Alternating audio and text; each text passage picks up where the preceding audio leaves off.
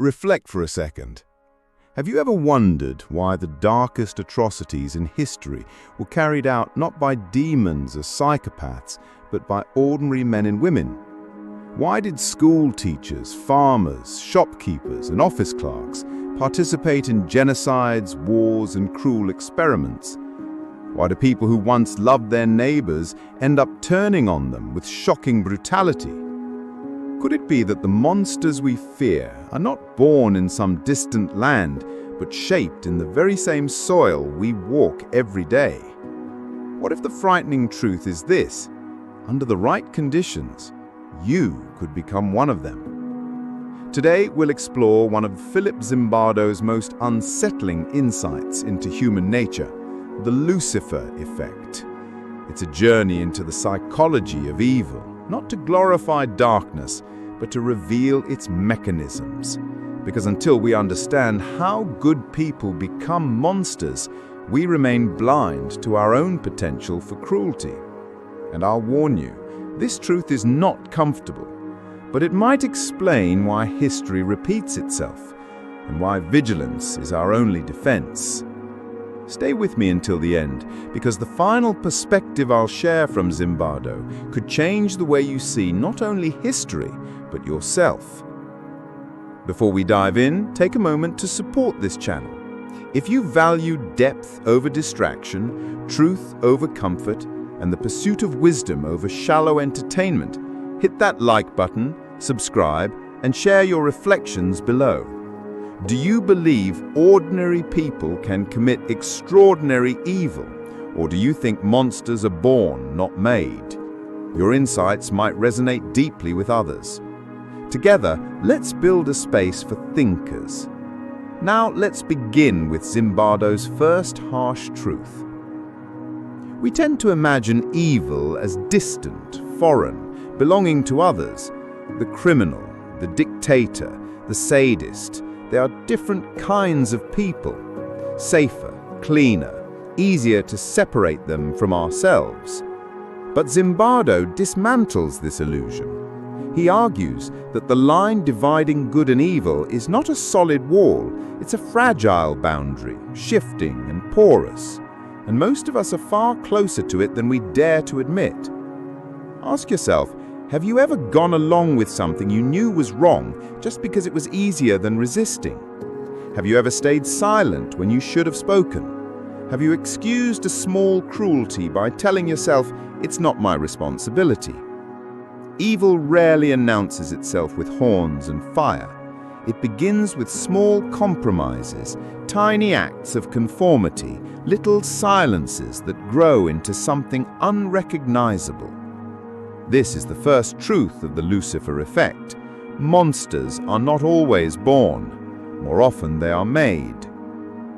Most of us believe our character is stable, that who we are is who we'll always be. But Zimbardo challenges this. He introduces what he calls the situational perspective. Our behavior is deeply shaped by the circumstances around us. Think about it. You don't act the same way at a family dinner as you do in a courtroom. You don't behave the same with your closest friend as you do with your employer. Context matters. Now imagine being dropped into an extreme situation, one charged with stress, fear, power, and authority. Your identity bends, your morality wavers. The person you thought you were begins to dissolve. This isn't theory. We've seen it tested. In Stanley Milgram's obedience experiments, ordinary people pressed buttons they believed delivered painful, even lethal shocks to strangers, just because a man in a lab coat told them to continue. 2/3 of participants reached the maximum voltage. They weren't sadists. They were secretaries, clerks, neighbors, people like us. The lesson is, evil is not locked inside bad people. It emerges when ordinary people are placed in extraordinary situations. Zimbardo's most famous demonstration of this truth came in 1971 at Stanford University. 20 students, carefully screened to be healthy and stable, were randomly assigned roles in a simulated prison. Some became guards, others prisoners. The guards received uniforms, sunglasses, and authority. The prisoners were stripped, numbered, and humiliated. The stage was set. What followed is one of psychology's most haunting stories. Within days, guards grew cruel, forcing prisoners to perform degrading tasks, depriving them of sleep, using psychological torment. Prisoners broke down emotionally, showing signs of despair and collapse. What was shocking wasn't that cruelty happened, it was how quickly it happened. Within less than a week, ordinary college students became abusers and victims. The experiment, intended to last 2 weeks, was terminated after only 6 days. The message is clear. It doesn't take years of indoctrination or inherent sadism to corrupt someone. It takes a role, an environment, and permission. So, what transforms ordinary people into perpetrators of cruelty? Zimbardo identifies several key ingredients. 1. Obedience to authority. From childhood, we're trained to obey. Teachers, parents, bosses, governments. This isn't always bad. Order requires structure, but blind obedience can be lethal. When authority commands harm, many comply, not out of malice, but out of habit. 2. Diffusion of responsibility. When individuals feel they are just part of the system, moral responsibility weakens. Soldiers in uniform, trolls behind anonymity, employees in vast corporations, all can excuse harm by saying, "It wasn't really me, it was the system."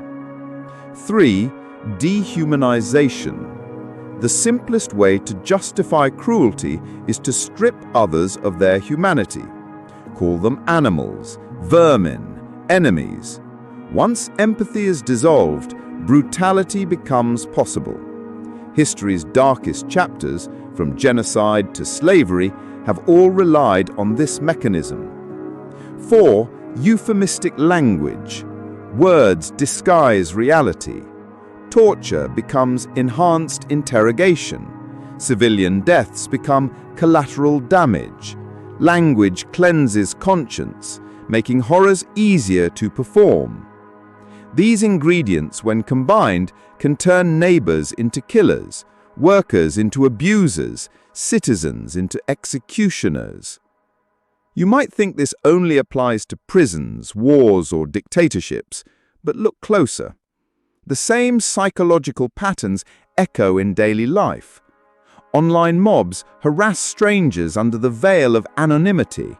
Corporations justify exploitation as efficiency. Political leaders brand opponents with demeaning labels, stripping them of dignity.